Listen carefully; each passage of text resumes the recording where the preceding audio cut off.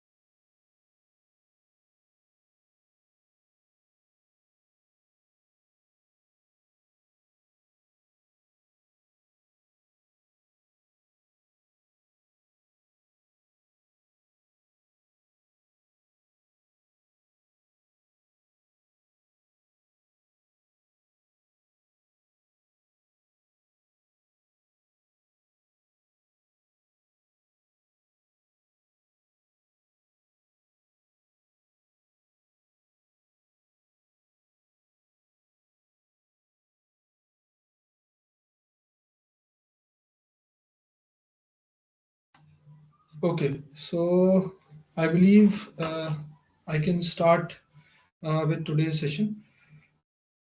So, first of all, what is there for you in this whole course? I'll briefly just enumerate.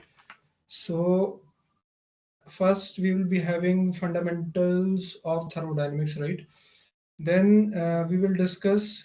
I'm just telling about the whole course. So then we have vapor power plants, where we will see Rankine cycle. After that, we will,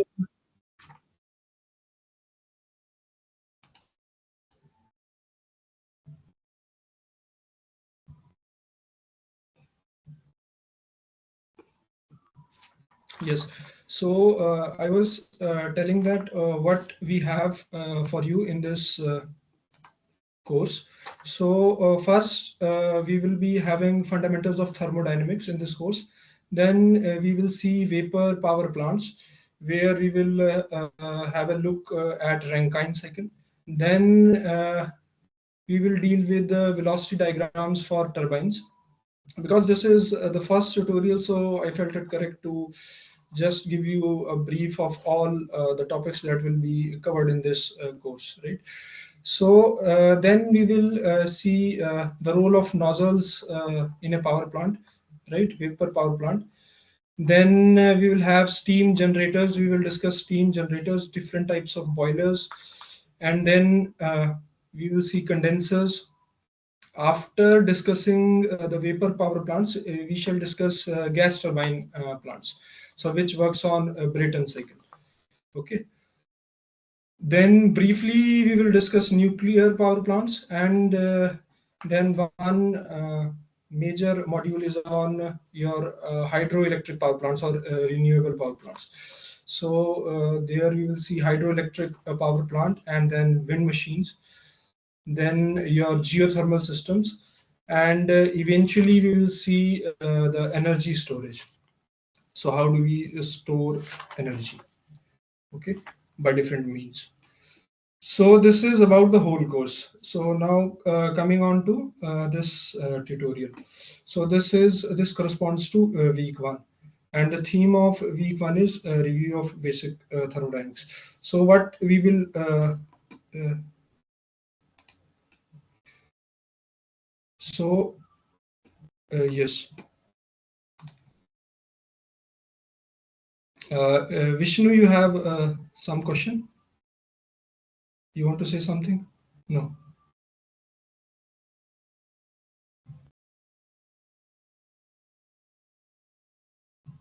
Okay.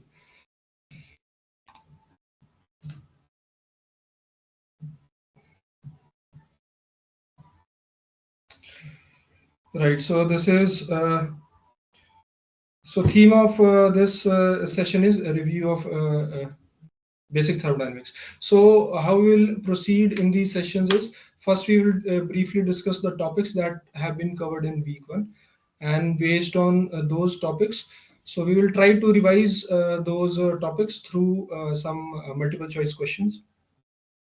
Okay. Then after the multiple choice questions, we will have numerical answer type questions, and this way we will conclude our session, right? So this will go on for all the sessions, scheduled sessions for my scheduled sessions for this particular course. Okay.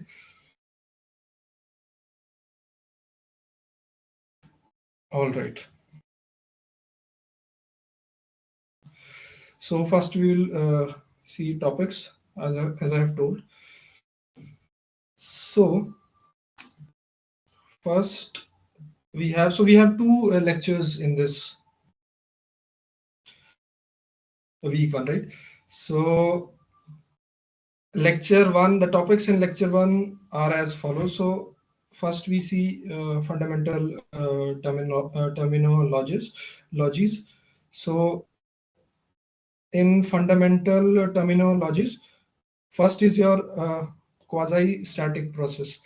So what is the role of introducing this quasi-static process, right? So basically, what the idea is that when we want to do thermodynamic analysis and we need to define states, so to define states, a particular system has to be either in equilibrium, right, or close to that. So if some process is taking place and it is too fast, in that case the equilibrium cannot be maintained, right? So then we take this supposition that it's a quasi static process, right? So these are fundamentals. Then there is a concept of work and heat, right? Both are forms of energy. Then is your intensive and extensive uh, properties, which basically is intensive is which doesn't depend on the quantity of that matter, right? And extensive is that it depends on the quantity, right? Like mass depends on the quantity. Okay, volume depends on the quantity, but temperature does not depend on the quantity, right? So temperature is an intensive property. Then energy has been discussed. Okay,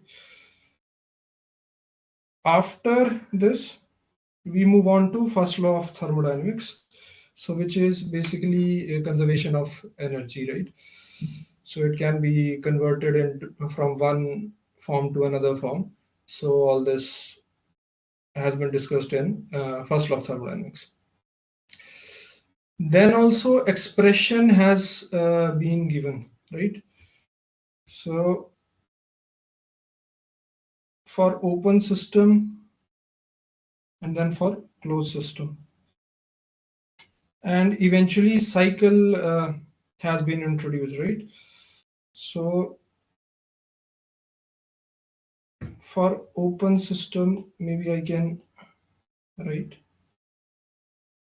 right? If we have two states, okay, one and two, so your system is moving from one state to another state, right? So if we want to equate its energies, so this has been given.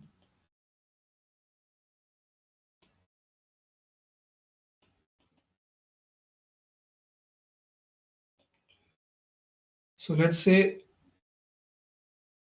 heat is added, right, during state 1 of the system, and then it reaches at state 2.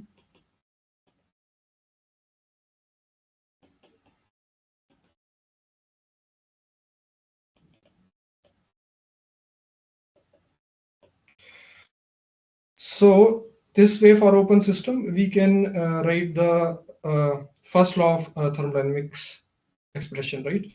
So here IE is your internal energy, PE is potential energy, KE is kinetic energy, and FE is your flow energy, right? Q is for your heat and W is for your work. So this expression is for your open system, right?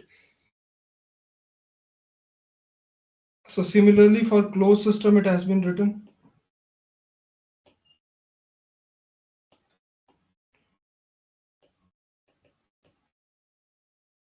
where all other factors are eliminated and we are left with this much only. Okay, so this is for your closed system, right? Then is your property relationship. So this is an important topic, right? So where we have expressions that define the states. By means of those expressions, we can define the state of a system, right? So there we discussed first relationships related to perfect gas, and then we discussed relations related to real gas also.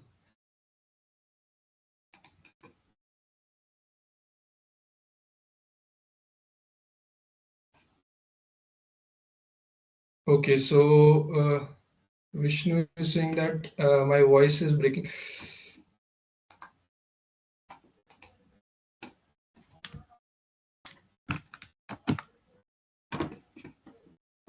Maybe Vishnu, it has to do with the poor signal from my end. in that case I won't be able to do much. But is it fine now, or there is still problem?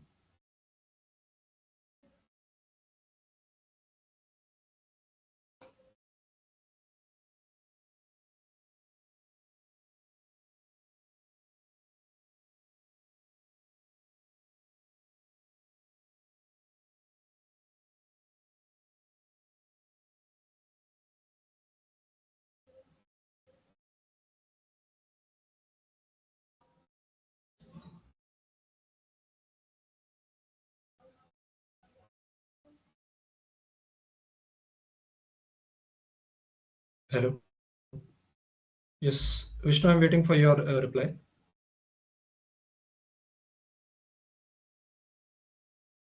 So, is the problem too huge? Like my voice is too much breaking, you're not able to make anything out of it, or we can proceed? Is it too bad?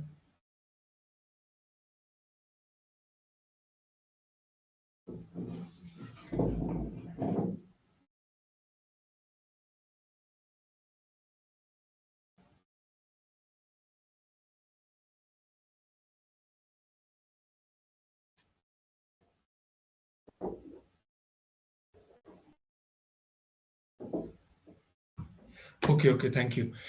Thank you for the reply. Okay, so I was discussing property relationships. So there we discussed property relations using with relation to your perfect gas and then your non-perfect gas. So for perfect gas, we have PV equals to nRT, but for real gas, then we have one more term included in the state expression, right?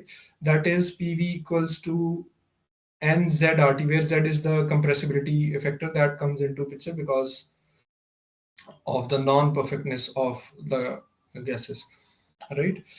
So there we saw compressibility chart also.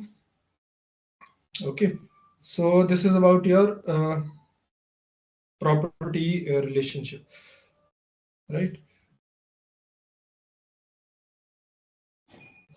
Okay, so formulae also have been given for your this internal energy change from one state to another, then enthalpy energy, enthalpy change, right, and then entropy change, and then your non-flow work and your flow work and heat transfer. So all this has been given in this discussed in this particular topic. Okay, so after that, the last topic in this lecture is your steady flow devices. Okay, so steady flow devices, what do we, so this is a very important, very important topic. Okay, steady flow devices. As far as this course is concerned, steady flow devices is very important because in power plants you will later see that we are using nozzles. Okay, we are using turbines. Okay, then we are using throttling device. Okay, to control the flow rate. Okay, so all these are to be considered in this particular heading, right? So steady flow device basically is that, let's say we have this pipe, right, and we take one this such section here, right? So if in different timestamps you will analyze this particular system that I have given in the boundary, so the properties at particular systems won't change. So this is your steady flow devices. And from our perspective, this becomes important because when we need to thermodynamically analyze our turbine or nozzle or throttling device, so such ideal cases can be taken into consideration, and then we can try to understand our system. Okay, be it turbine, be it nozzle, or anything, right? So this is your steady flow devices. Okay, and then in all these devices, work transfer or work change or heat change, right? All these formulae for all these devices has been given in the lectures. So this is your lecture one. Okay,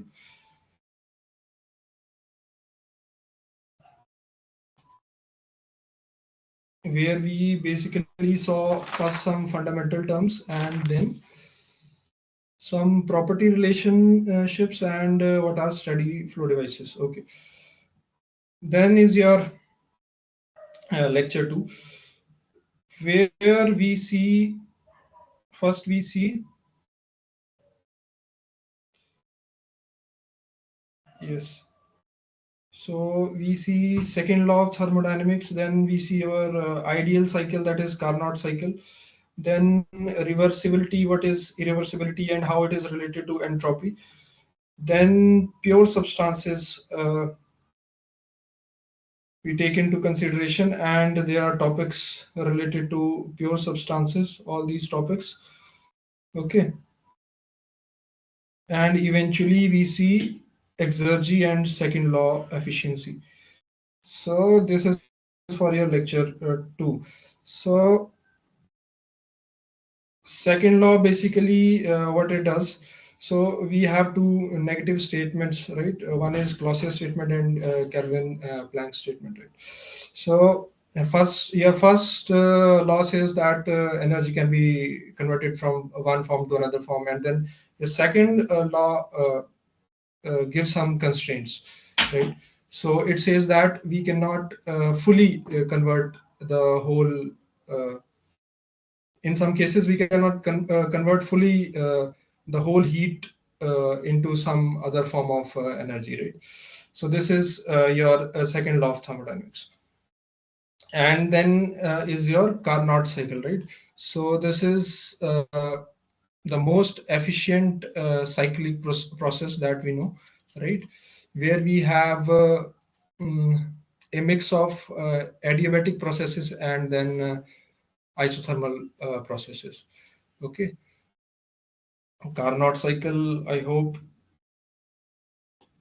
I'm sure you are well aware of. I'll just draw so that we have this in perspective. Okay, so maybe like this, right? Like this,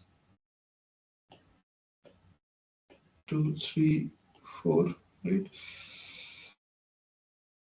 This is your adiabatic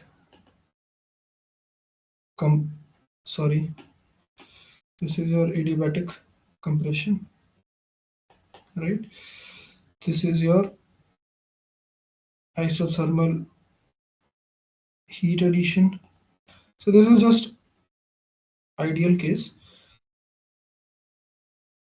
adiabatic expansion, right?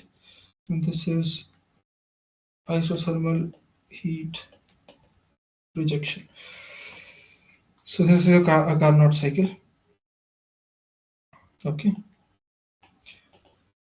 So its efficiency basically depends on two temperatures. One is related to your source from where you're getting the heat, and one is your sink where you are rejecting your all heat, right? So these two temperatures are used. So after that, so this is your Carnot cycle. Okay. Then is your entropy and reversibility. Okay. So if a process is isentropic, so I'm discussing this 2.3.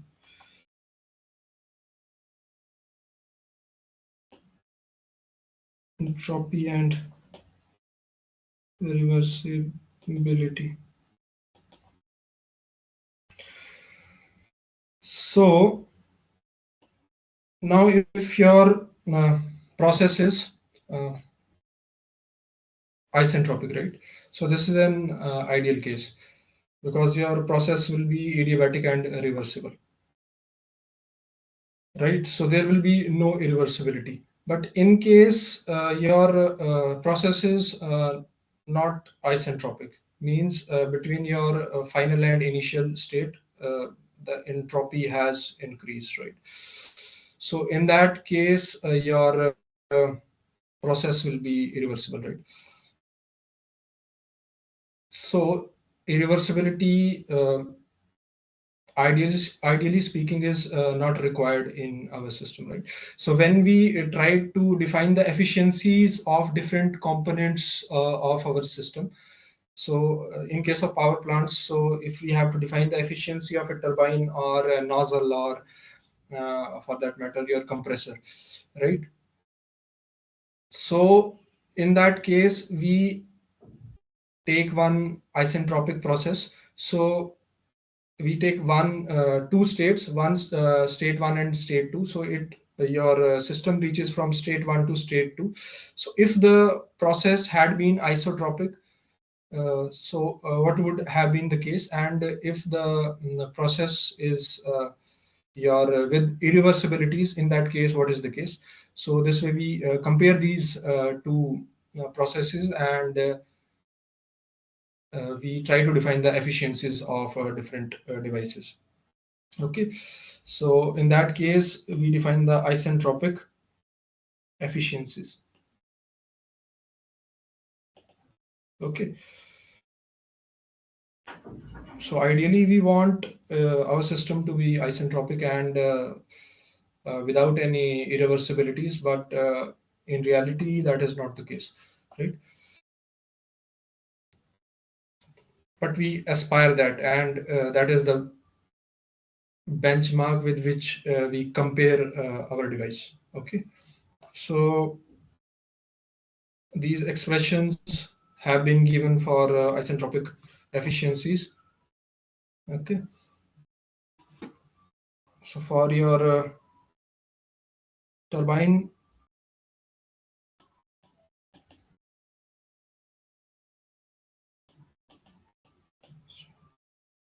it is this, and for your compressors, it is this.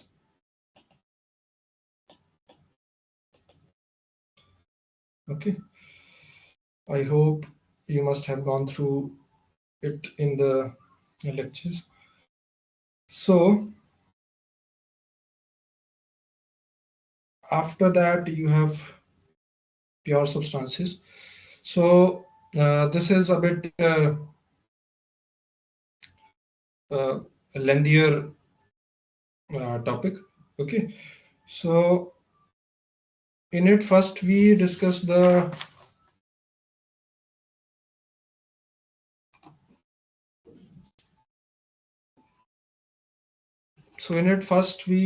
discuss the dryness friction. Okay, so basically when we have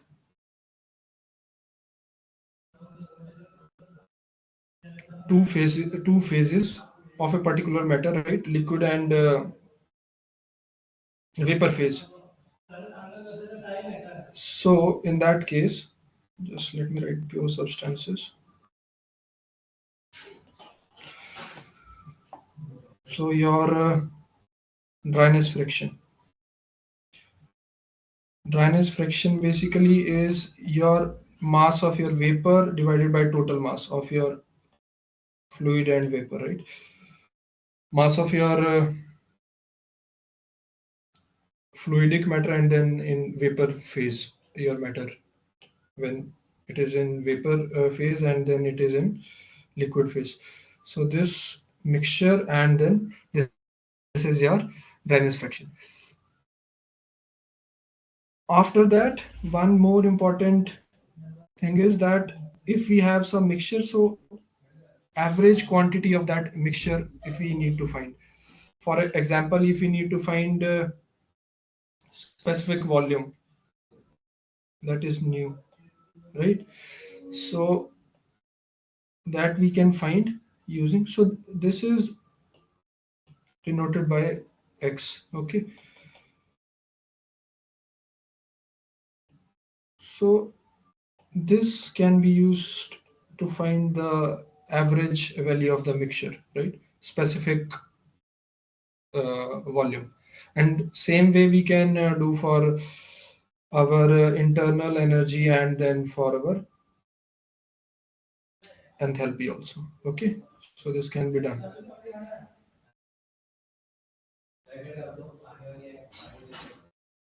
Right, after that we have property diagrams and then phase diagram.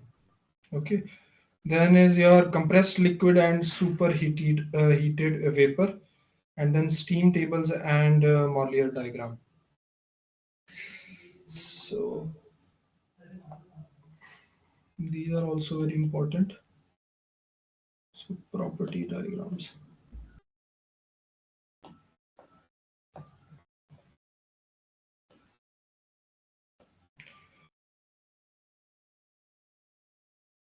It is something like this.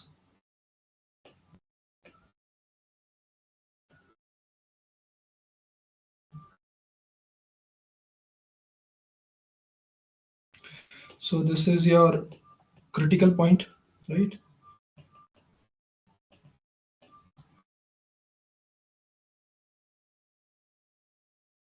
This is your saturated vapor line. This is your saturated liquid line, right? In between we have our mixture, okay, vapor and liquid phase, right? Okay, then we have phase diagram, then steam tables and Mollier diagram.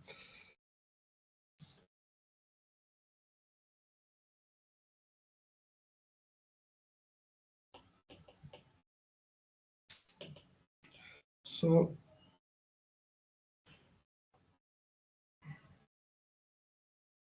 if your matter is changing from one phase to another phase, so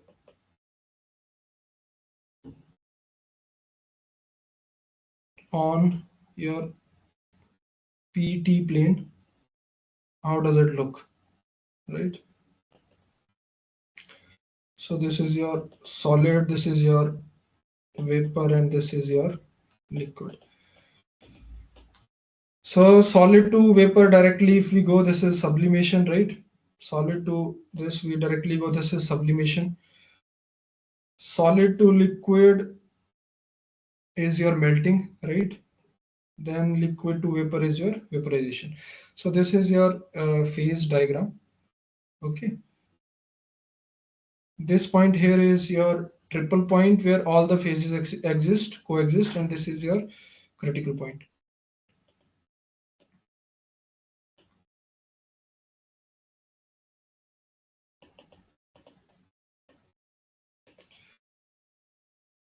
Right.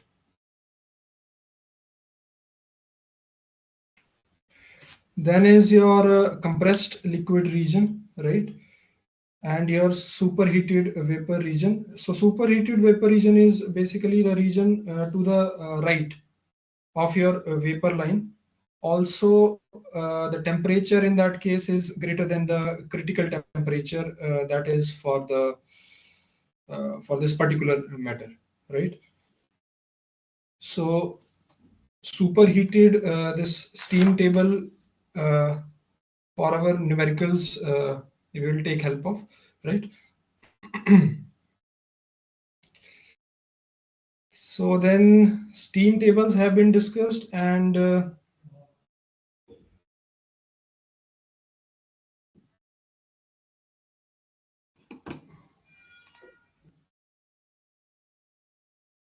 yes, So then your steam tables have been discussed, and your Mollier diagram has been discussed. So either you use your steam table or Mollier diagram. So that is up to you, right? So for my numericals, for the numericals I will be using steam tables, right? Then one important concept is of exergy. So what is exergy? Okay. So whenever let's say we have some amount of heat that we give to a particular system, right? And we want to, obviously we want to get some work from that system, because we have provided this heat and we want to get this work. But then what amount of heat can be converted to?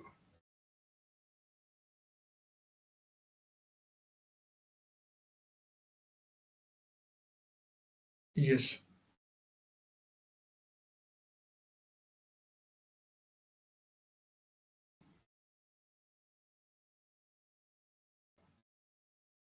yes,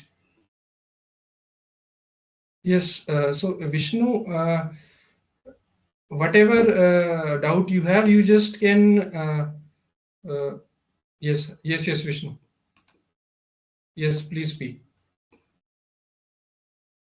The audio is not clear, but the voice is breaking too much, and the video is lagging. It cannot possible for me to attend for the classes. Uh,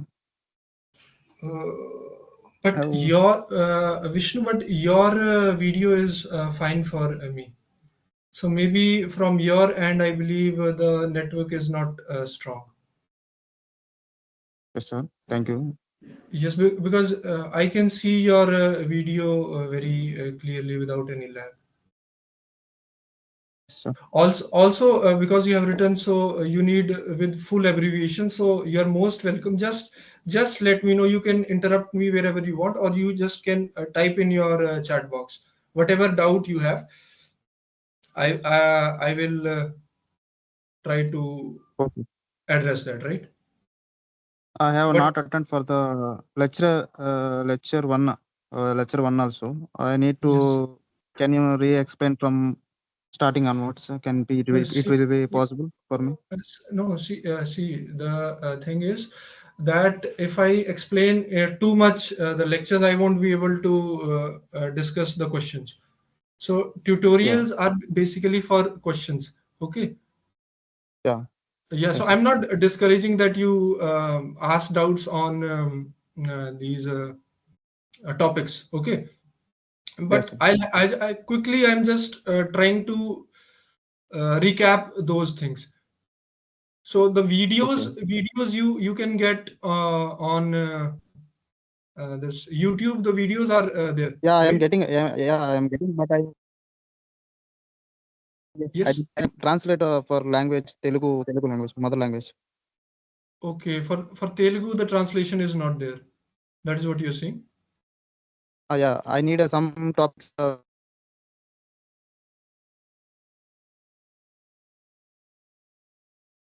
Yes. Sorry, your voice is now breaking. Be no for the in deep explanation.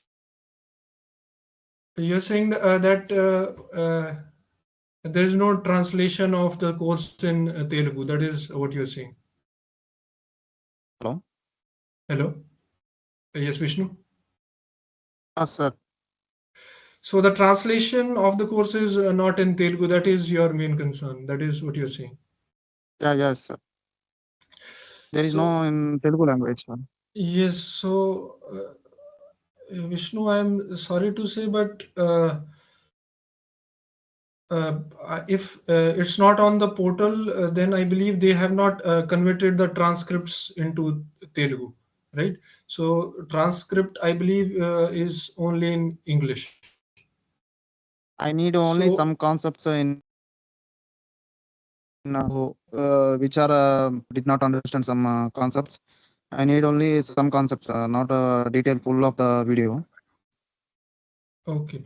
So what you can, whatever doubt you have, just what we can do is whatever doubt you have, you just can type or tell me, so I can address those in detail uh, later I, on or I did not in the getting session. solving the problem, sir. I did not getting the problems. Okay, not getting the. So we Which will see. We'll see the numerical problems today, and then if you have a doubt, then you can ask. Is that fine with you? yes, sir. What about steam table, sir? What steam table for Yes, solving yes, the problems?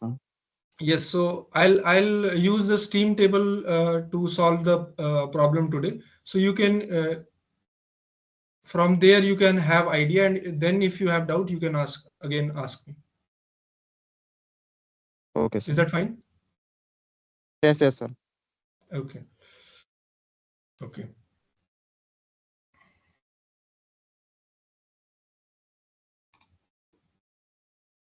So yes, you can switch off your mic. Also, your video you can switch off.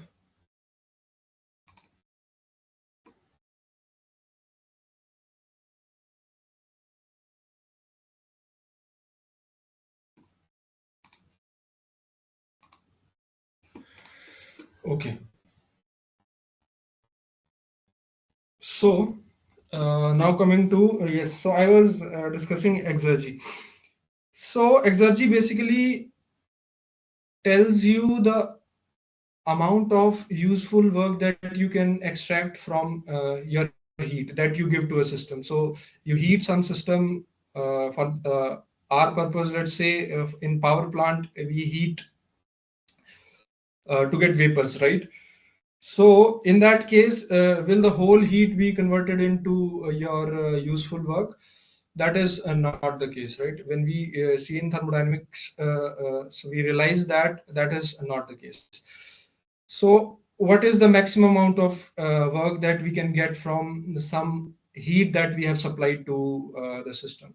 So the answer is we have some dead state. Okay, so we have some one state. So this is your exergy, right?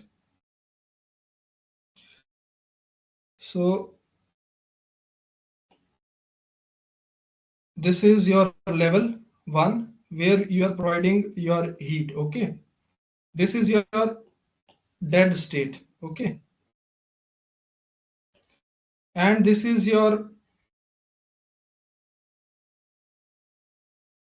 0 Kelvin state, right? So when the system comes into when we provide heat to a system and it comes into equilibrium, so it comes in equilibrium with the surrounding. So your dead state is your basically surrounding. Okay, so the useful work is only this amount of work, right? And this is your unavailable unavailable energy. Though we have imparted this energy to the system, but we won't be able to take use of this energy, right? So this is your unavailable energy.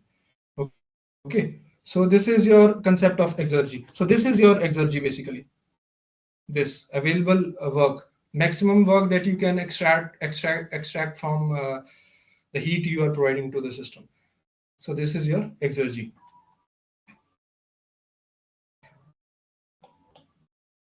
And based on that only, we then try to define our second law efficiency, which is basically the ratio of the useful work output to the maximum work output that we can.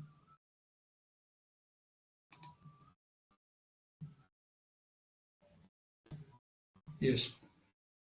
So, uh, so second law efficiency basically is the ratio of the useful work output to the maximum reversible work output that we can uh, take. Okay. After that, now these are the topics that have been covered, right?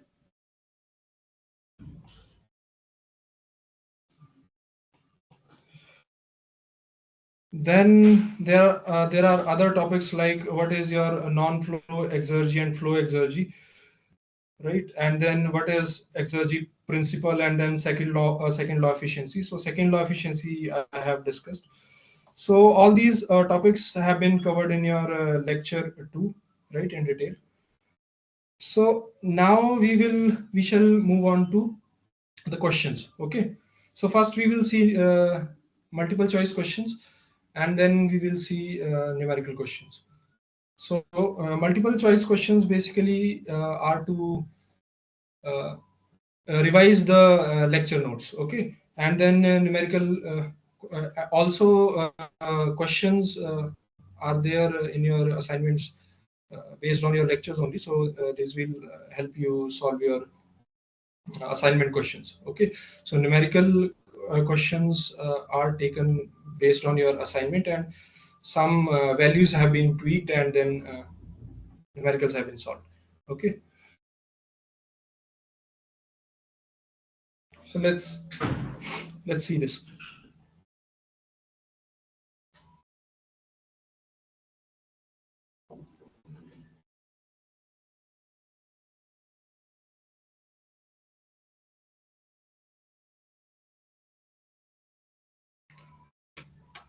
So we have first question, which is which of the following is true about the boundary of thermodynamic system. So this is very basic. Okay. So we define a thermodynamic system, and then along with that we define a boundary. Okay. So whether we properly understand the concept of boundary, or there is some ambiguity in it, so we can just through this question see this.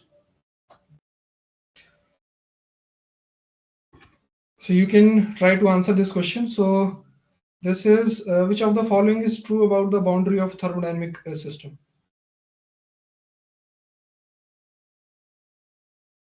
So it is always fixed, it is always moving, it has finite thickness, or it has zero thickness.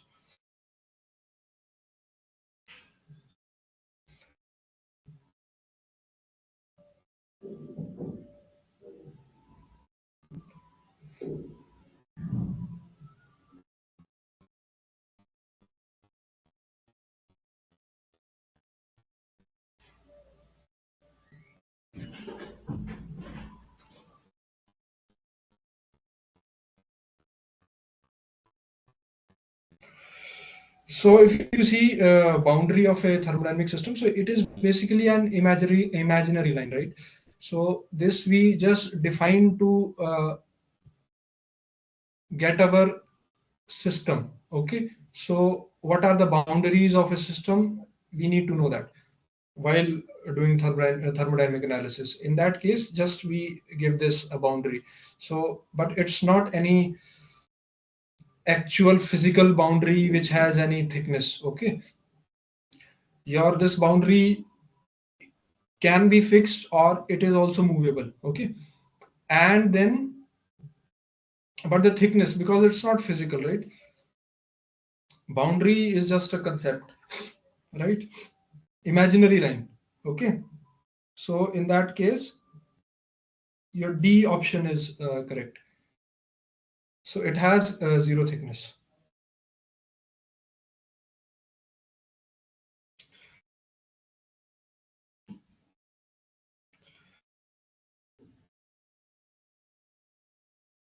Okay, so moving on to the next question.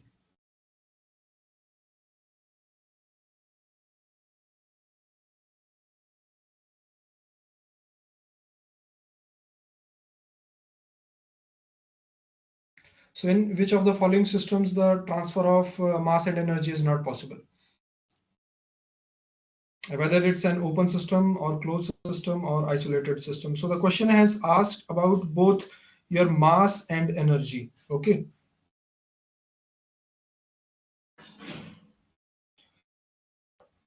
So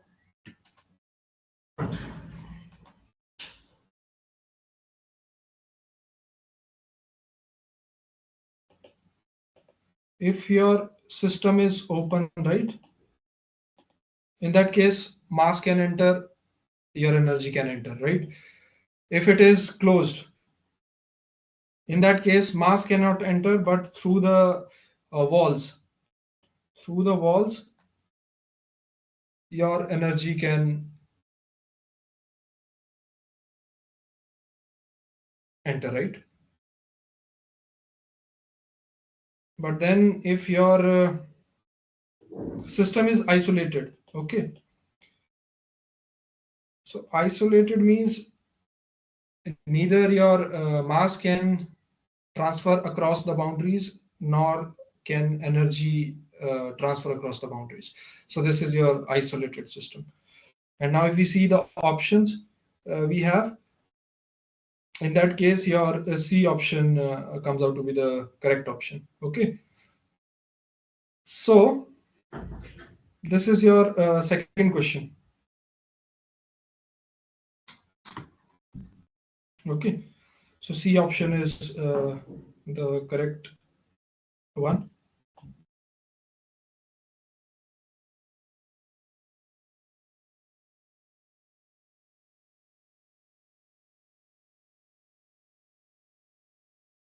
Then moving on to your question number 3.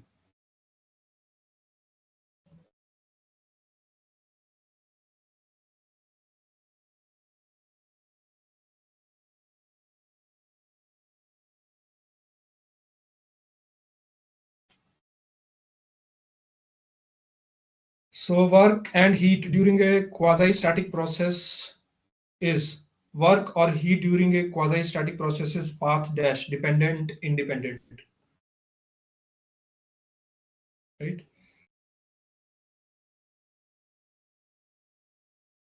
So I have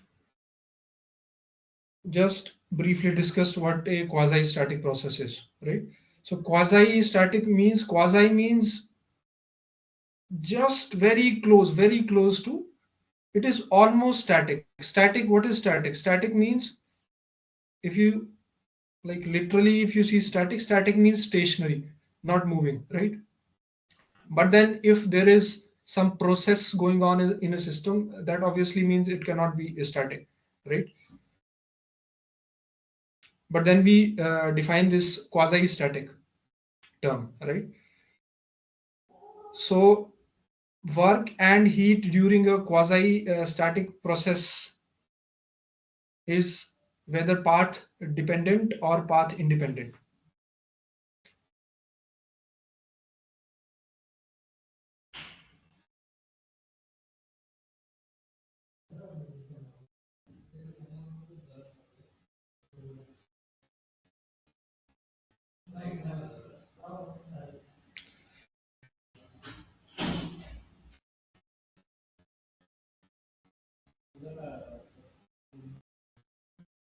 So we have come across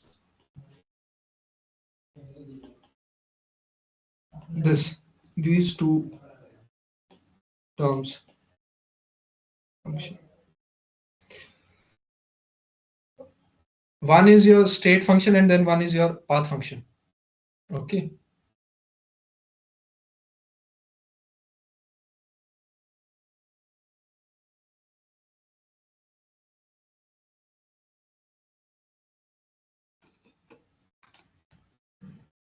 Yes. So Vishnu has given a answer. Okay. So your state function basically is, so we are moving from state 1 to state 2, right? Let's say in your PV diagram, we are moving from here to here or here to here, right? Different paths we are taking. If your uh, the quantity you are measuring, right? If it's a state function, in that case, state means it is from one state to another state. It has moved, and only the first initial and final states matter. And what it is going through in between, what path it takes, it doesn't matter, right? It is independent of that. but there are quantities if you have to measure based on the initial and final states. Okay, in that case, what path it is taking, that is very important. Okay, so when you integrate this, right, the path is very important. When you integrate between state 1 and state 2, in that case your path becomes very important.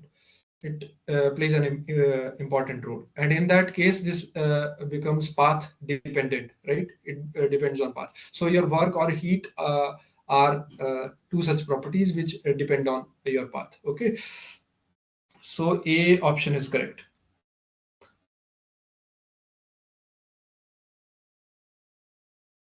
Okay, so moving on to your next question. So specific volume is an dash property, whether it's an intensive property or extensive property. So I have discussed this.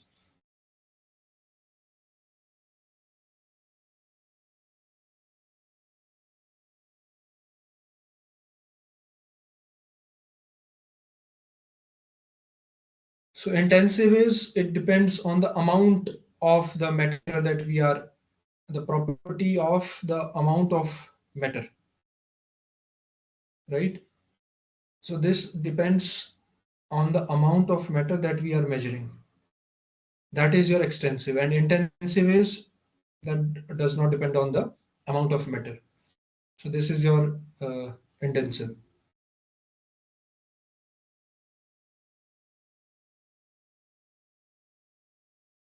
So if you see your specific volume basically is, specific volume that we denote by nu,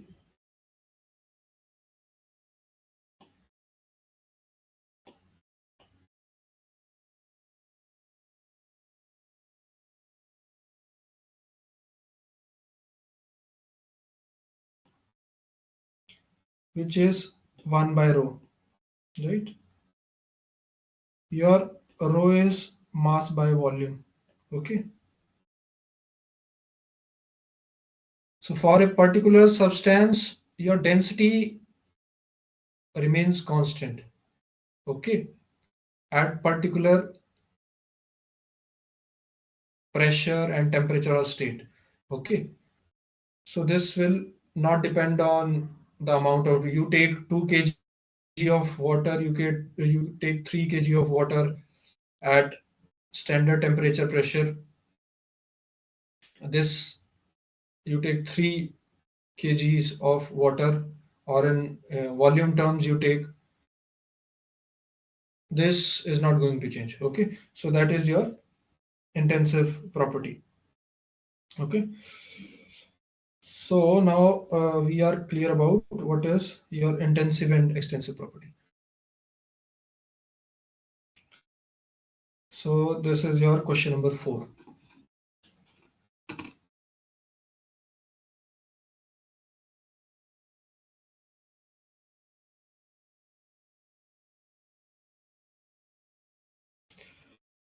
So then question number 5.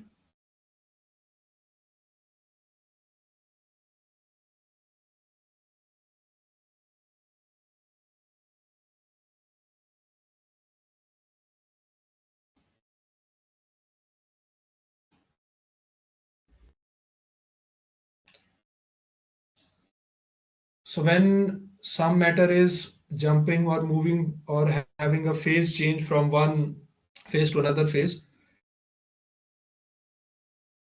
it has to cross some binding forces between the molecules. Okay.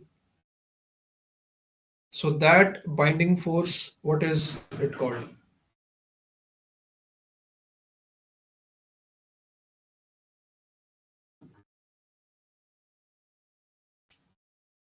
So we must have, you must have come across latent heat of fusion, latent heat of sublimation. Okay. So latent literally means hidden. Okay. So when we are trying to move from one phase to another phase. Let's say water, we are boiling water and we are converting it into vapors. Okay, in that case, initially before its temperature starts to rise, when we are giving it heat, and before its temperature starts to rise, initially some amount of heat is consumed in breaking this binding of the between the molecules. Okay, so this breaking of binding of the molecules, right? So the energy required for that is known as your latent energy, right? So in case of vaporization, that becomes latent heat of vaporization, right? In case of your yes, right? So in that case, for your question fifth, B option is correct. Okay, all right. So then you have another next question. Okay. So I have a couple of more MCQs. After that, I have numerical questions. But before that, we will take one short break of around 5 minutes. Okay. And after that, we will continue our session. So let's take a quick 5 minutes break, and then we will do the rest of multiple choice questions and your numericals.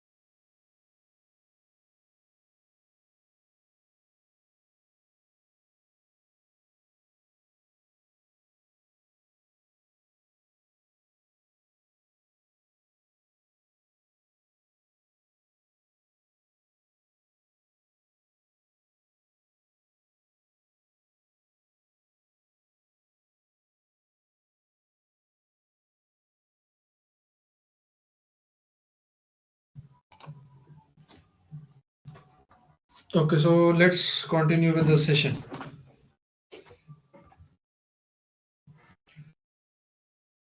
Then question number 6 is the enthalpy is the sum of dash energy and dash energy.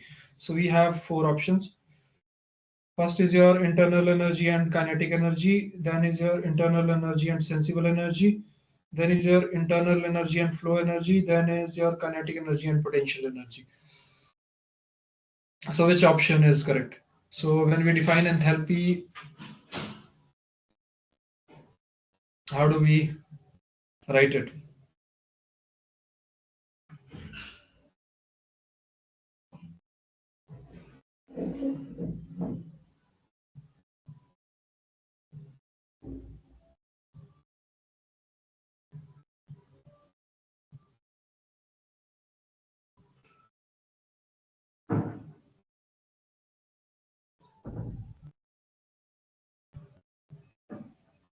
So when you write enthalpy, you write it like this. Okay. This is your internal energy. This is your what? Pressure energy, or say flow energy,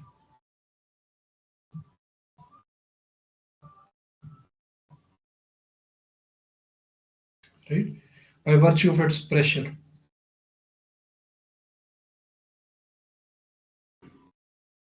So in that case, the correct answer comes out to be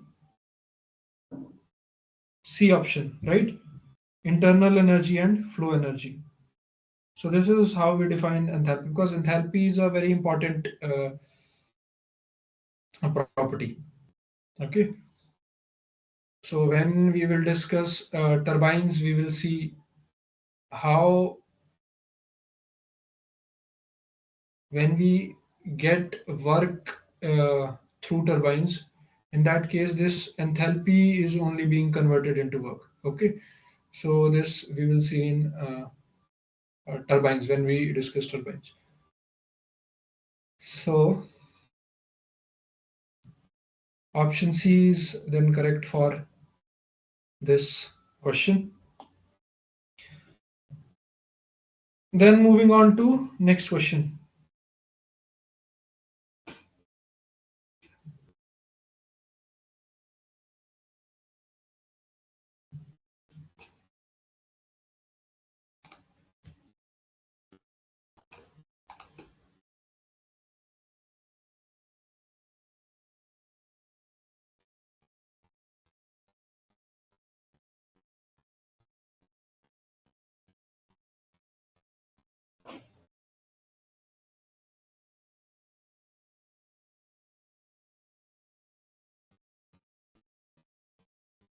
Okay. So next question is, a perfect gas is the one in which the molecules are close enough to exert forces on each other. So this is a fundamental from a fundamental statement. This question is, so basically in perfect gases, the exertion of forces by the molecules on each other is very less, right? And for the non-perfect gases, these forces are significant, right? So in that case, this becomes a false statement, because uh, the statement that has been stated above is true for a non-perfect.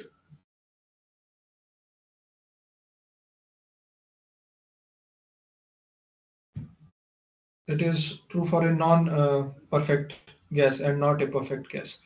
Okay. So in that case, this becomes a false statement. So this is your question number 7. After that, we have question number 8.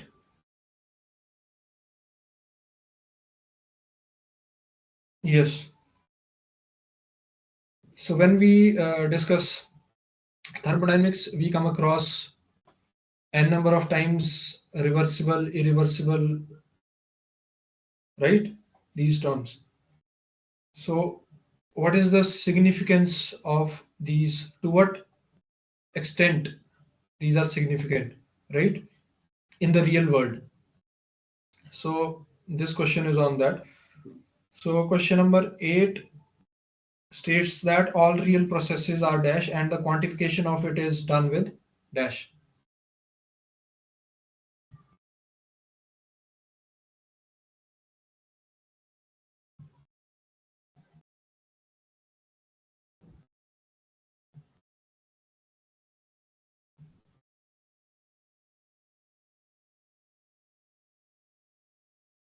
So, what will be the answer to this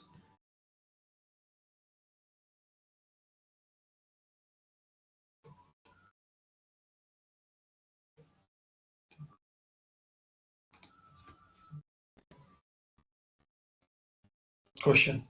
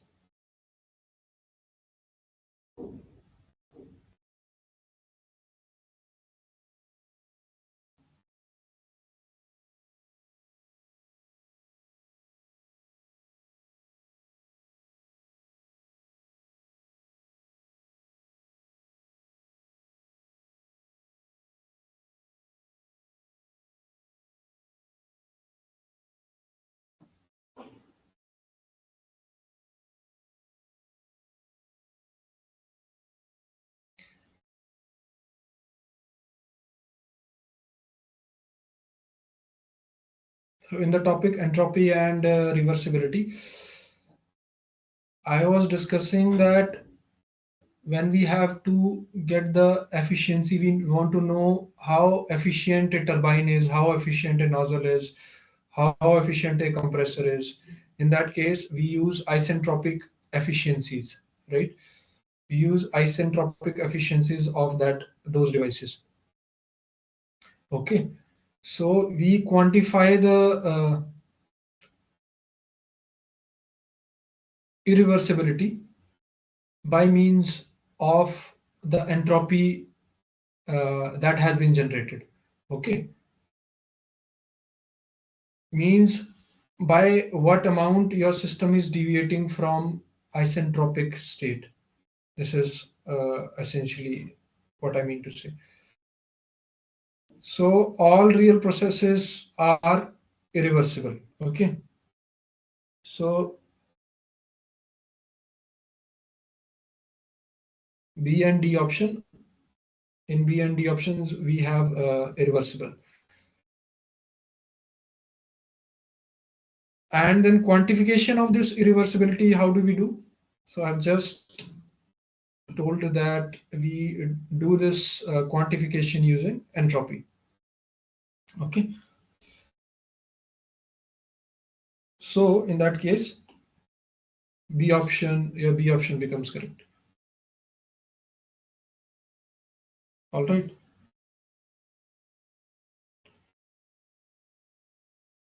Okay, then moving on to next question.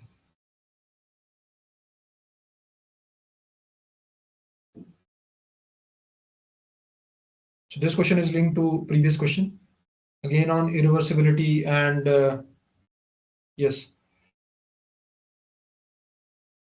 and efficiency.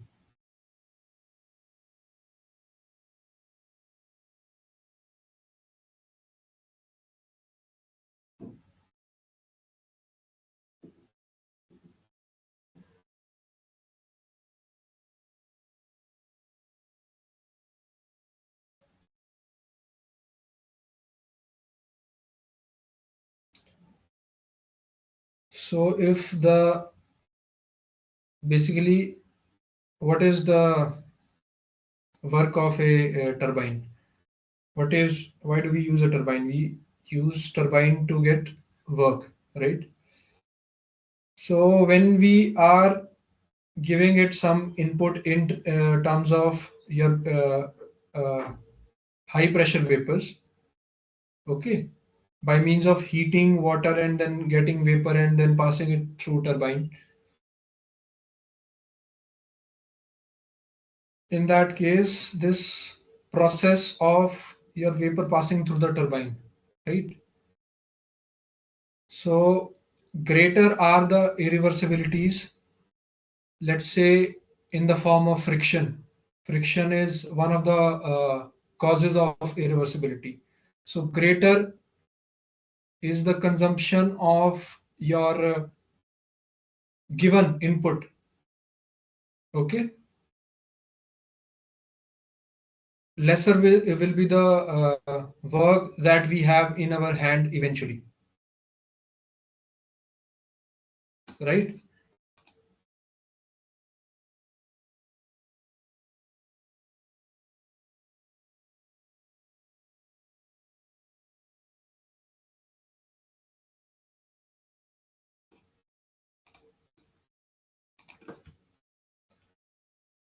So the work produced in a turbine, so lesser will be the work produced in a turbine, right? So greater the irreversibility, the lesser the work produced in a turbine, right? Now moving on to question number 10.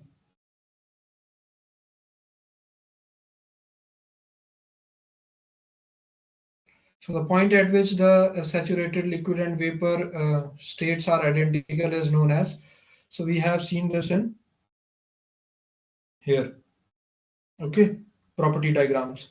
So this is your critical point, is the point where your saturated vapor and liquid, saturated liquid conditions are same, okay, states are same.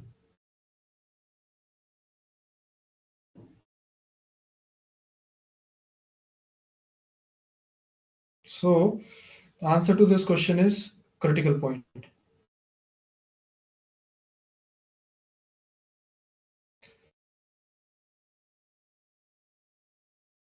Now the next question is, exergy is a conserved property, whether this is true or not.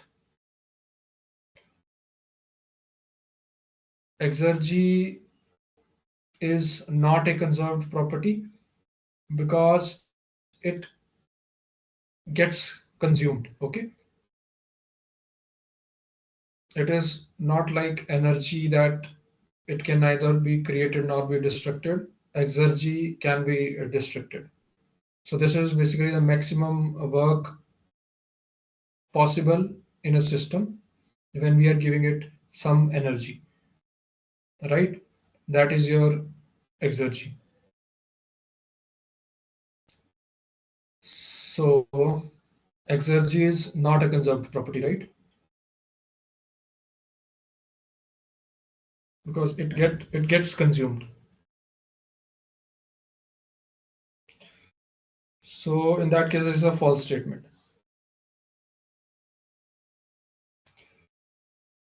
Now we have numerical questions.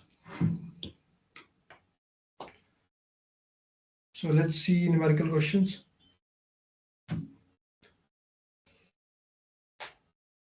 We still have around 40 minutes for this session. I believe that will be sufficient for the numerical questions. So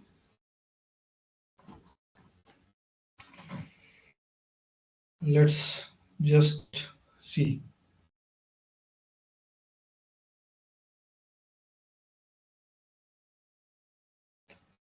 So this is your question. Please have a look at the question, read the question.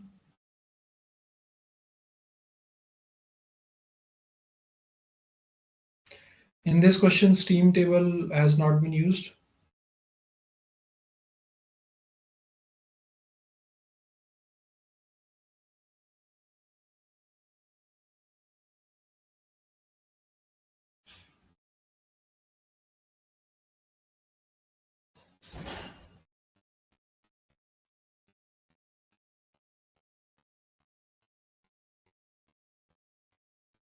Okay.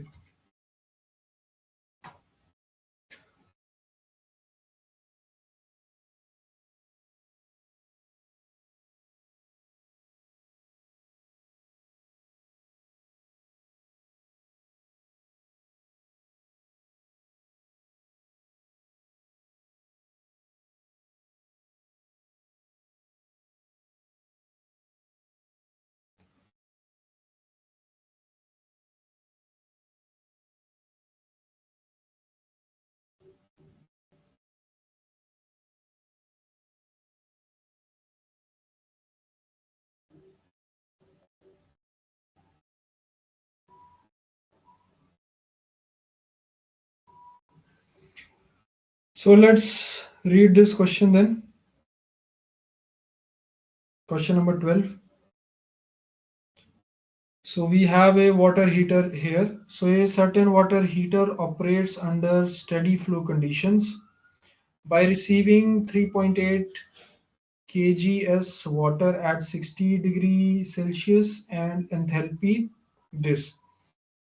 So we have some water moving right from our system, and its mass flow rate is 3.8 kg per second, and its temperature also has been given, and enthalpy has been given too.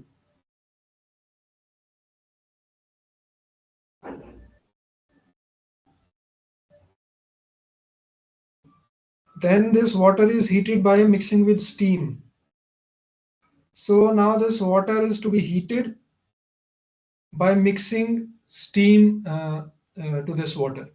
So we have water moving, and at some point we add steam to it. Okay. So this is, from one side we have water and one side we have vapor, right? And this eventually we have this water vapor mixture. Okay. And this water is being heated by this uh, energy from the vapors. So the temperature and enthalpy of vapors is given, or steam is given. And this mixture of water and steam is exiting at this temperature 102 degrees Celsius, and enthalpy of the whole system has been given as this 449 kilojoule per kg. So now we have not been provided with the mass flow rate of steam.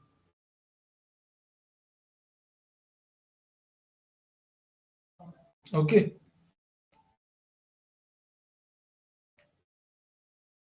So we need to calculate the mass flow rate of steam that is being supplied, right?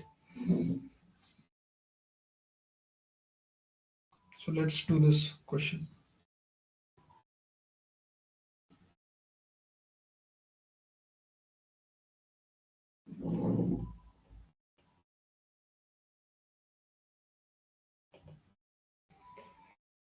So we have first, we will take water, right?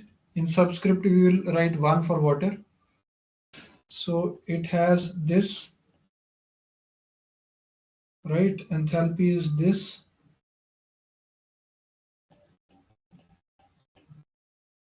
and then its mass flow rate is given. But for your, this is for your water. For your steam you don't have,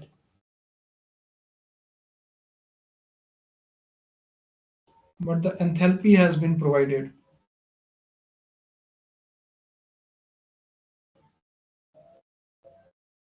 Okay, so this becomes your steam.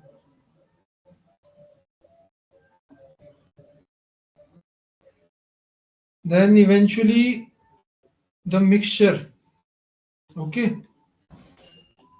its mass we cannot tell because we have only mass flow rate of water and not of steam. then enthalpy is 449 kilojoule per kg. Okay, so this is for mixture has been provided. So now we need to find m dot 2. Okay, so how can we find that? So we will use conservation of mass and energy. Okay, what's entering the system must leave the system. Okay, mass flow rate, mass can neither be created nor be destroyed. This is conservation of mass, right? So if we have m dot 1 and m dot 2 entering, right, and at the exit we have m dot 3, then m dot 1 plus m dot 2 must be equal to m dot 3. This is your mass, conservation of mass.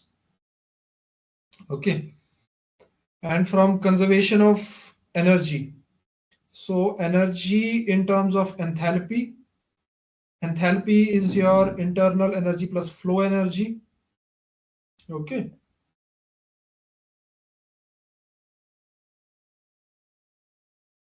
so this is the energy that is entering, and what is exiting is this. So this is your conservation of energy. Okay, now we know we can write this as this. Okay, so m dot 1 h1 plus m dot 2 h2 equals to m dot 1 plus m dot 2 h3. Okay, this one we can do. So doing this, what do we get? Now put the values.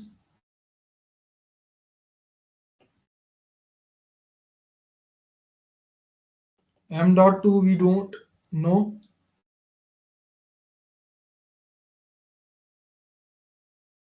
H2 we have this. M1 we know 3.8 plus M dot 2 we don't know. And H3 we have 449. Okay. Then let's figure this out.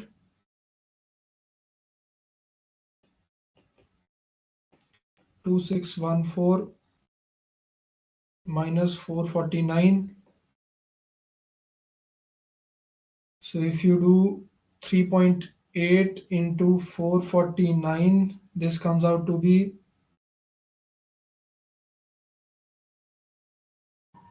1760.2, implies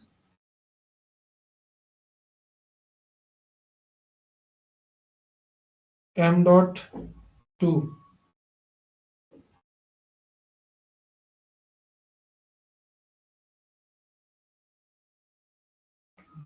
22614 minus 449 equals to 1760.2 minus 1235,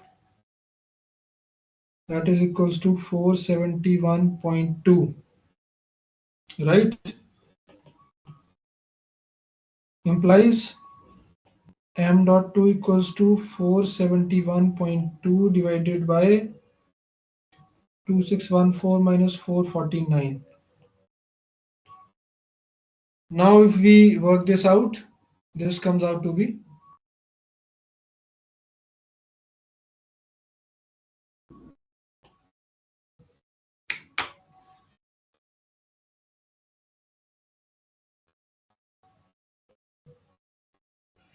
if there is some doubt, please let me know.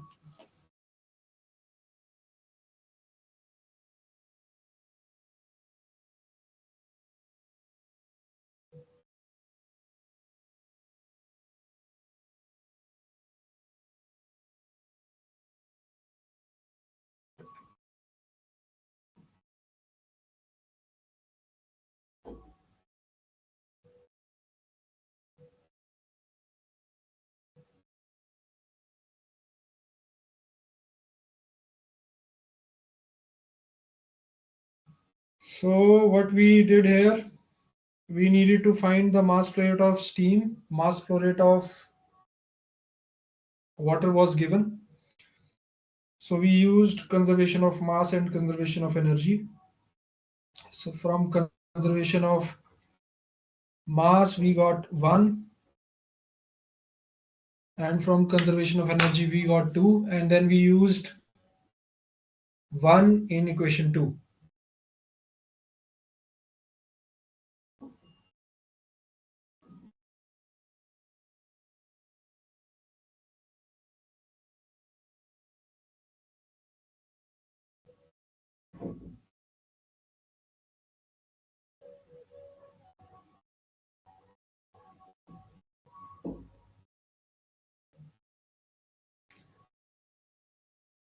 And this is how we came to our answer, which is 0.217 kg per second. If there is some doubt, please let me know. Otherwise, we can move to the next question.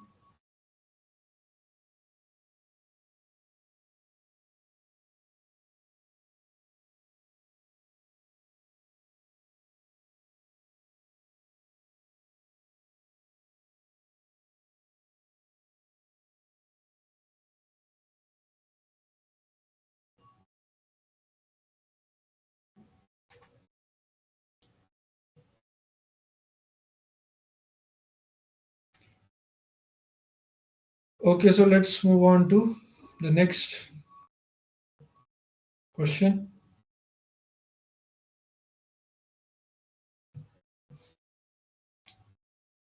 So this was your question number 12.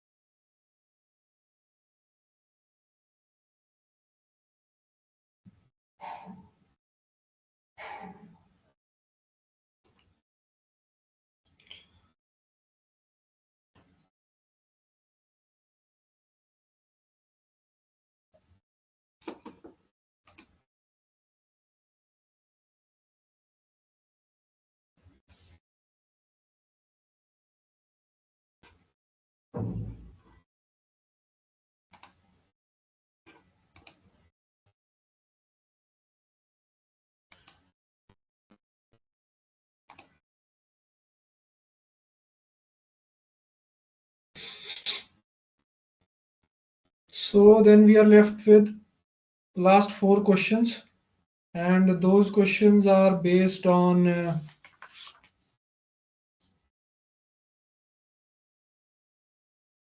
this paragraph. Also, for this question, we will require steam table.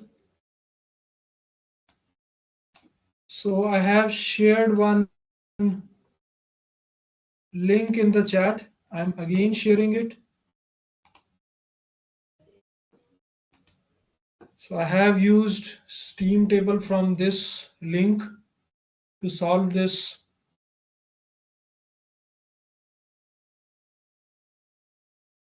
these set of problems 13 to 16. So if you have your steam table with you, that is fine, or you can use this link. Okay. And if you have any problem reading the steam table, please let me know.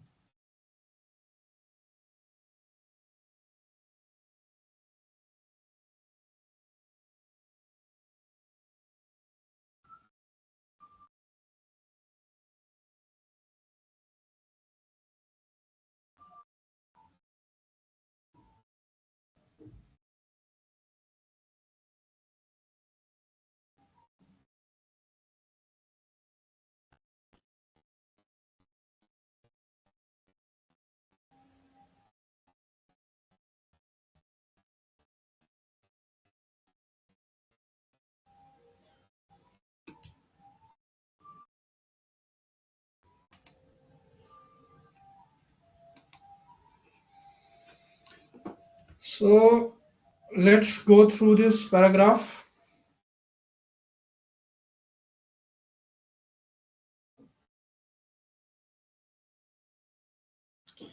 So a piston cylinder device contains, so we have a piston cylinder. It has this amount of steam, this amount of, at this amount of pressure and this amount of temperature. Okay.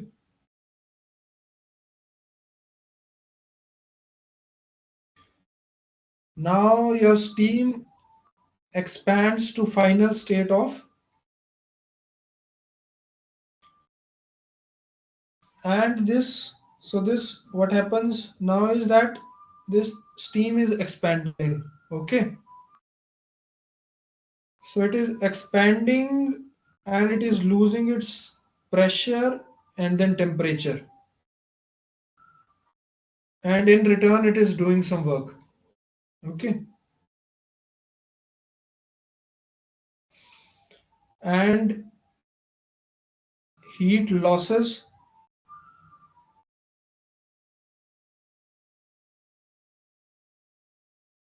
losses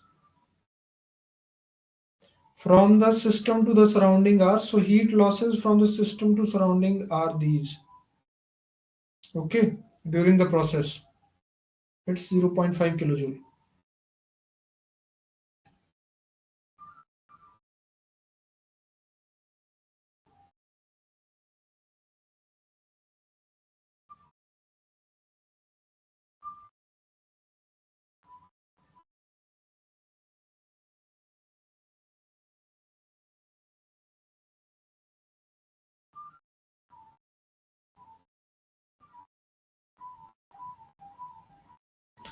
So now assuming the surrounding to be at this, so this is basically your dead state.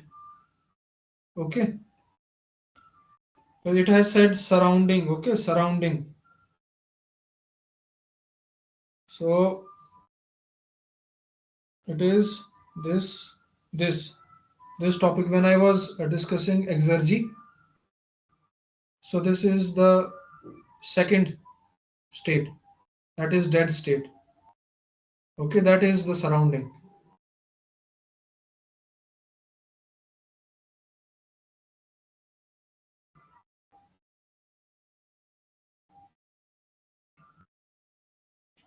Now we need to solve questions based on this given information.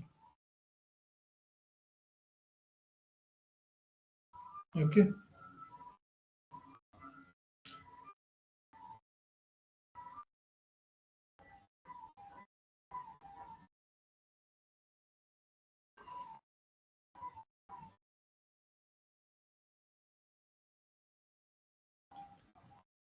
So now we need to find the exergy of the system at initial conditions.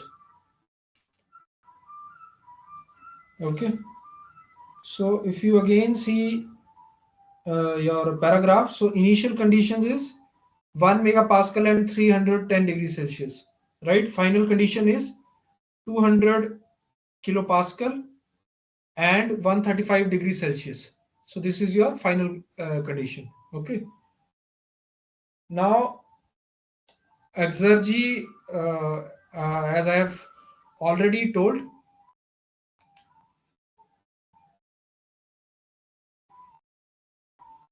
yes.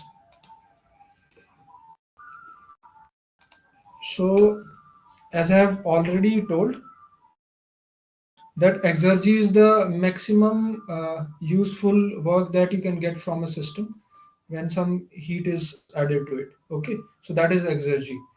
So that can be defined based on the state of a particular system. Okay, and that exergy is defined by comparing it with the dead state. Okay, so dead state is this. We compare our this state 1 with dead state, and then this is your state 2 with dead state. So comparing with dead state, we will get exergy for state 1 and state 2. State 1 is initial, state 2 is final. Sorry, this is final. Okay. So now first question is determine the exergy of the system at initial conditions. Okay. So first we'll find the exergy.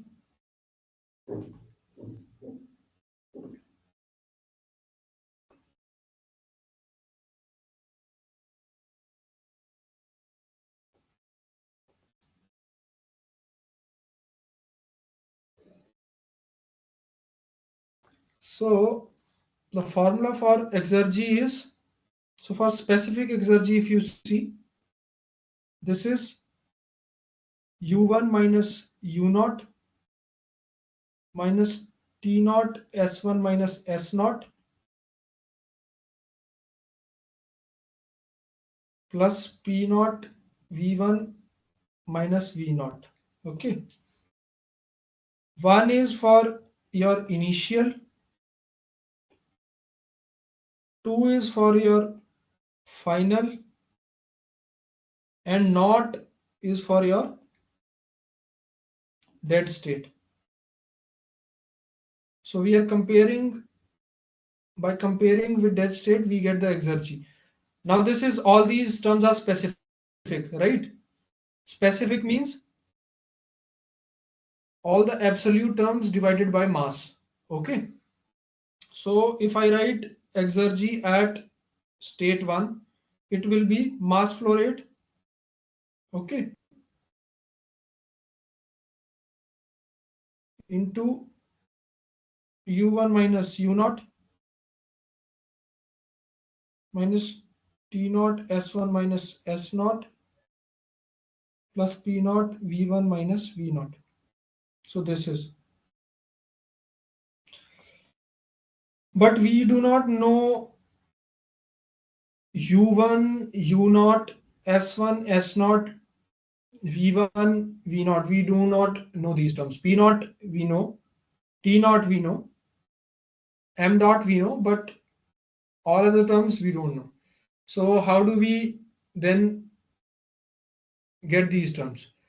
So if you open this link that I have given in the chat, I hope you are able to see this link. If not, please let me know. I can reshare this link. And if you are able to open this link, then let's discuss state 1. State 1. In state 1, we have pressure equals to 1 megapascal, temperature equals to 310 degrees Celsius, right? Now, if you open this link and you see the supersaturated steam table, if you'll see, you open, please open this link, and you see a supersaturated steam table. So 1 megapascal basically is 10 bar, right?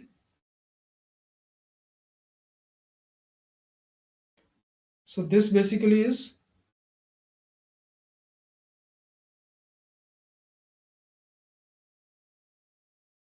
this basically is 10 bar, and then temperature is 310 degrees Celsius.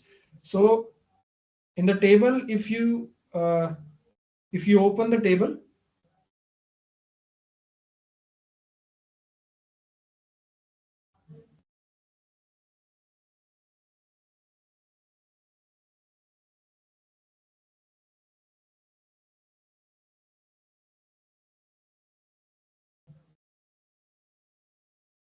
let's see if this opens. Right, it has opened.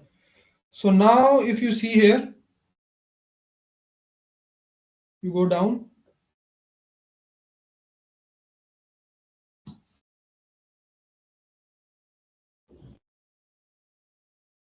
here for your superheated steam, right? So now for 10 bar you have to see, so 5 bar, this is 10 bar. Now you have 10 bar here, right? You can, I hope you are able to see, this is your 10 bar, right? So now in 10 bar, now you have to see the temperatures, right? So these temperatures you have to see. The temperature we have in the question is 310 degrees Celsius. So this is again 10 bar. For 10 bar, 310 degrees Celsius. So now here if you see 310 degrees Celsius, this is 310 degrees Celsius. So corresponding to this, you can have the entropy S, you can have internal energy U, and you can have your specific volume, right? So now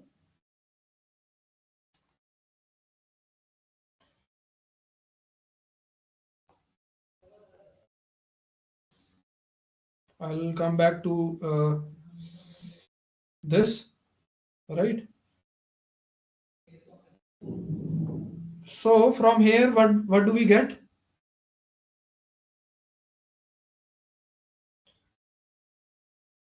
What do we get? We get U1 equals to 2809.1 kilojoule per kg. Okay.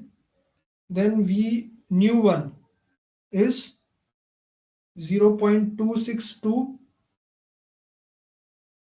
meter cube per kg. Okay. And then is your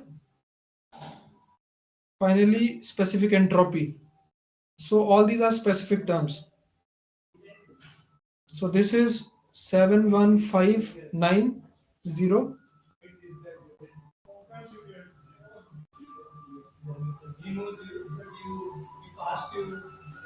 kilojoule per kg Kelvin. Okay. So this is for your state one. Similarly, for state 2, you can do the same. P2 here is 200 kilopascal. T2 is your 135 degrees Celsius. Okay. So this basically is 2 bar. Okay.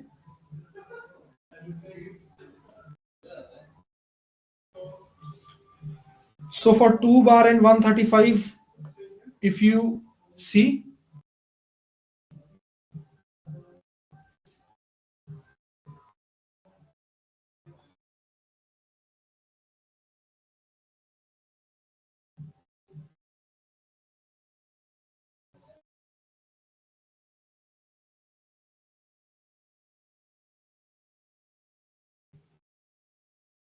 so for 2 bar,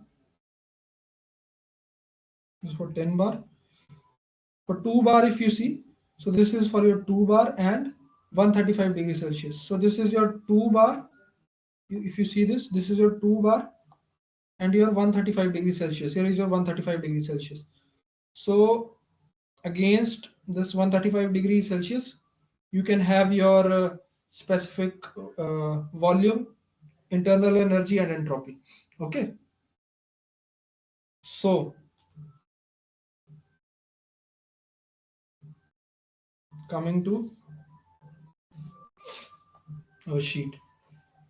So from there we get U2 as 2553.0 kilojoule per kg. Nu2 equals to 0.922 meter cube per kg. S2 equals to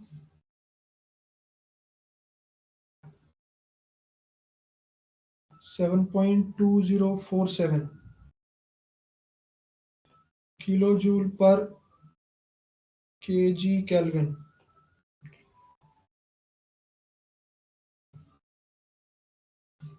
State 2. This is your state 2.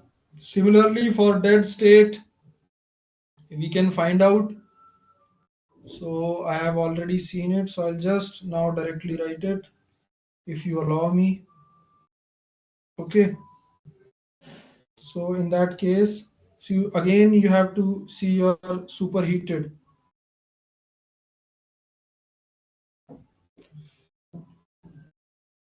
Correction here.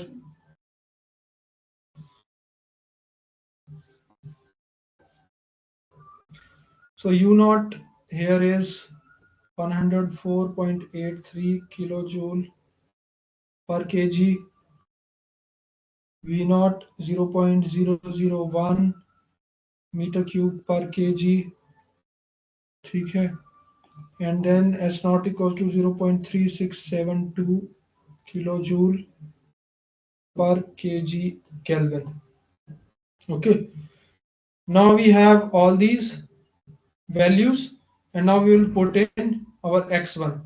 So now let's try to find out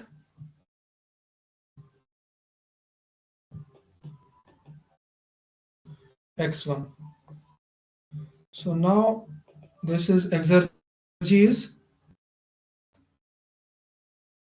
so I'll directly put the values now in the formula. So this is for mass into u1 minus u naught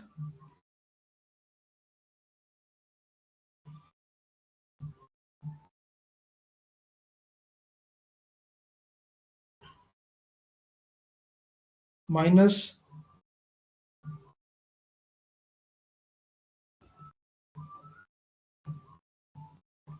plus, this is for your pressure, because we are taking all the values in kilojoules, right? So if we take, so this is pressure P naught, which is 100 kilopascal. So we need not to convert it into pascals. We can keep it in kilopascal only.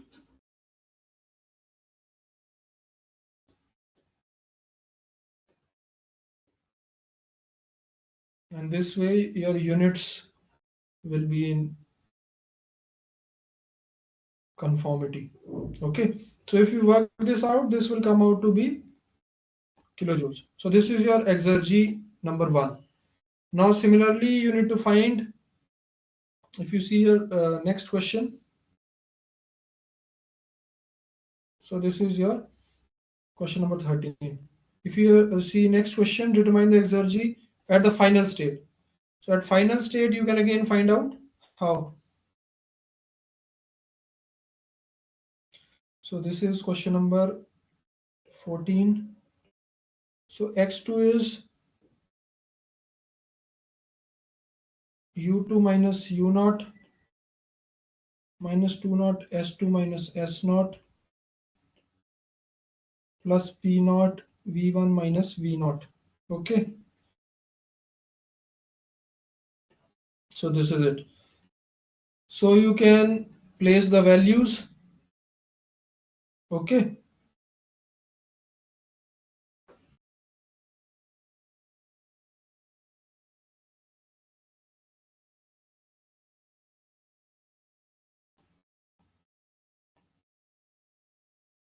so now place the values.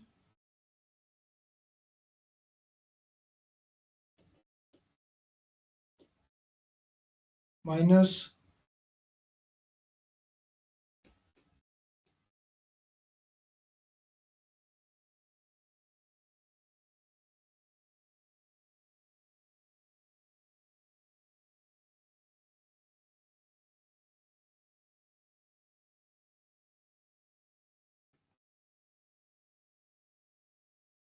okay.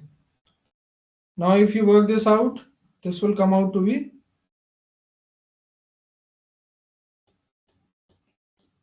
kilojoule. Okay, so this is your question number 14. Right? So it was similar to your question number 13, where we did the same thing. So we are comparing with dead state and then finding out all this. So then question number 15. Okay. So this is your 21.113 kilojoule. Question number 15 says that determine the exergy change of the steam. So exergy changes from x1 to x2 it has reached. So exergy change will now be x2 minus x1. That is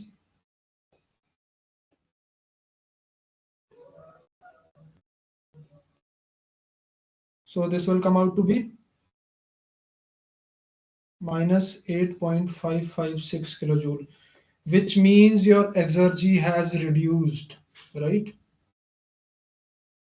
Which means your exergy, your work, useful work potential has now reduced, right? Okay. So from moving from one state to second state, the system has lost the piston cylinder system has lost its exergy. Okay. Now next question is determine the exergy destroyed. So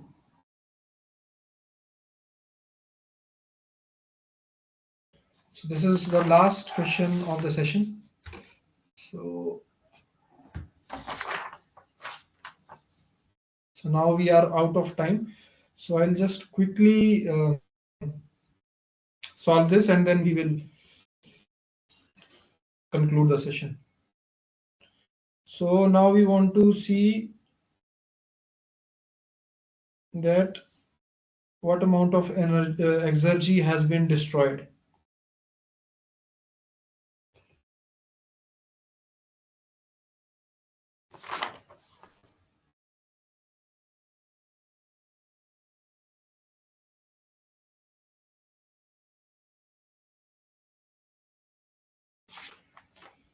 So when moving from state 1 to 2, so some amount of work has come out in the form of useful work, right?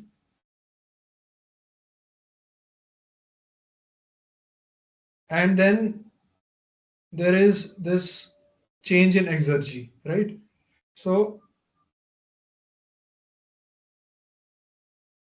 exergy destroyed basically is this. Okay. So your this term, so exergy change minus useful work. Okay. So in the exergy change, some amount of work has come out as useful work, but some amount has been destroyed. Okay. So what amount has been destroyed and what amount has come out as a useful work? Okay. So that we will see.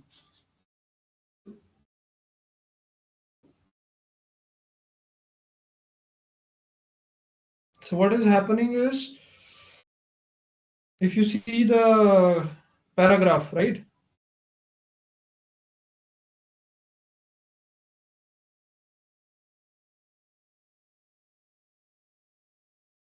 So if you see your paragraph,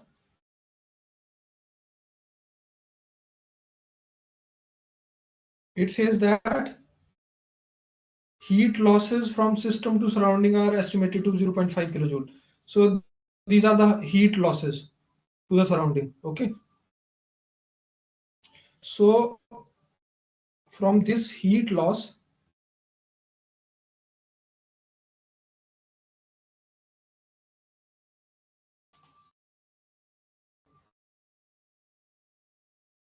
we will somehow get useful work. Okay. First, we will see this heat loss amounts to what amount of work, right? So first we will find out boundary work. because of this heat loss, because of heat loss.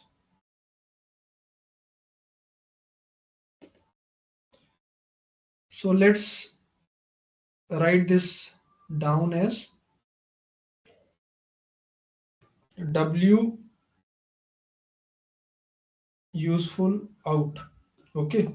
So if we use now first law of thermodynamics, this. Okay. So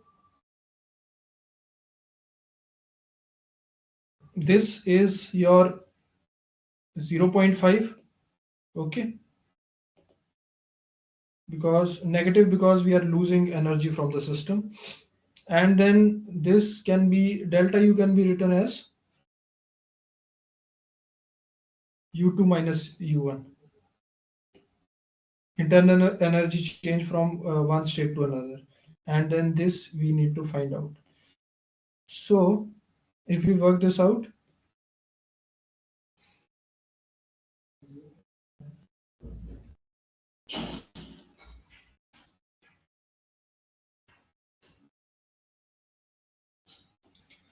so this comes out to be, if you work this out, you will see this comes out to be 11 kilojoules. Okay, this. Now because we have surrounding and it has some pressure and temperature, so that is also working against this piston, right? So W useful, we can write as WU out minus W surrounding. Okay, and which can be written as, so WU out we have 11.25 minus this we will write as P naught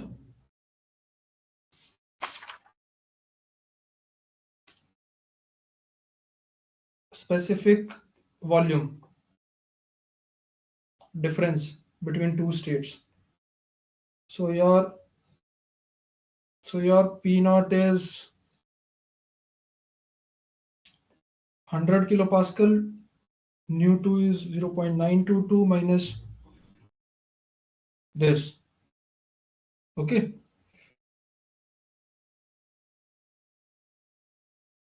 So this comes out to be 8.478 kilojoules, right?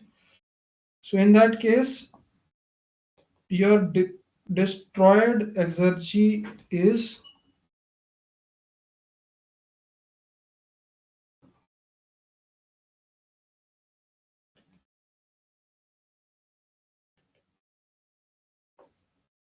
and this comes out to be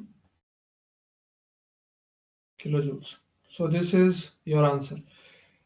And now we are done with today's session. So I'll quickly now conclude the session. Sorry.